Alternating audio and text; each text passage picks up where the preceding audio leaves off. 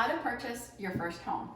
The thought of purchasing a home for a first-time home buyer can be quite overwhelming, but for someone like me who's helped many first-time home buyers, it's actually a very systematic and easy process. So here are the steps to the home buying process. Number 1, know your timeline. If you have a deadline or a lease that ends, make sure to give yourself a month prior to the deadline for the loan to go through. Nowadays, most loans require 30 to 45 days to get approved. In addition to this month, you want to add however long you think it will take to actually find the right home. If you aren't too busy or too picky, maybe give yourself a month. If you tend to be pickier, give yourself 2 to 3 months prior to your deadline. Number 2, get pre-approved. Many people are excited to start looking for a home. However, this is putting the cart before the horse. First of all, you don't know if you qualify. Second, you don't know how much home you can actually afford. You can be out searching for weeks looking at $500,000 homes and then find out you qualify for $400,000. So we both would have wasted our times. So that's why it's important to get the pre-approval letter first. The lender will also help you figure everything out. What type of loan, how much down payment works best for you, what your monthly mortgage will be, and I have great lenders, so I will connect you. Number 3, get set up on an auto email. Basically, you just tell me what your criteria is. What's your max budget, location, minimum number of bedrooms and baths, as well as minimum square footage, etc. Many of you like to use Zillow and other online sites, but they're not always accurate or up to date. So therefore, I set you up on an auto email through the MLS, which is the multiple listing service, and it's a database that all realtors use. It's the most real-time information you can get, and it will also only be giving you active properties. When you get an email from me, just look at the descriptions and the pictures of the property listings. Number 4, viewing properties. This is where you actually start shopping. Just send me the addresses of what you'd like to see, and I'll start scheduling the showing so we can see it in person.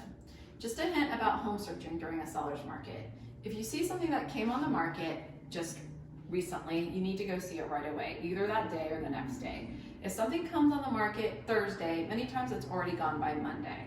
If you see a home lingering on the market for a few weeks, you could probably wait till the weekend when you have a little more time.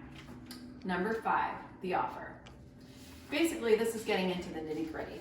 When you tell me you're interested in a property and want me to put in an offer for it, I'll run comps so you know what the home is actually worth.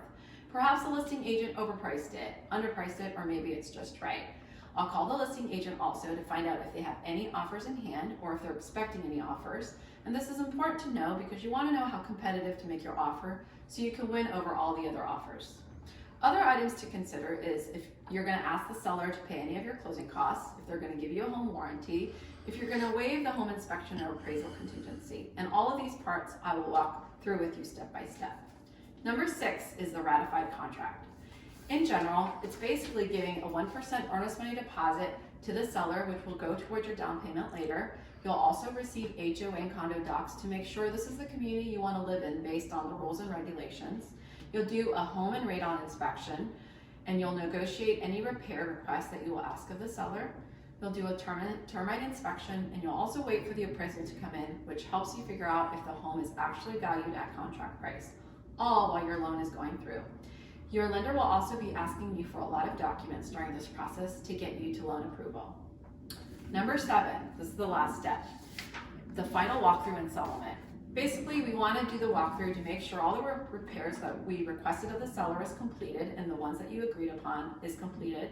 And you also want to go to settlement after that.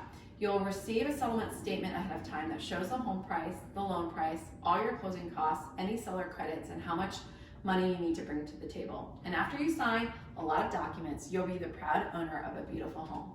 I hope you found this helpful, and I love working with first-time home buyers, so please contact me, 703-625-4779. Thank you.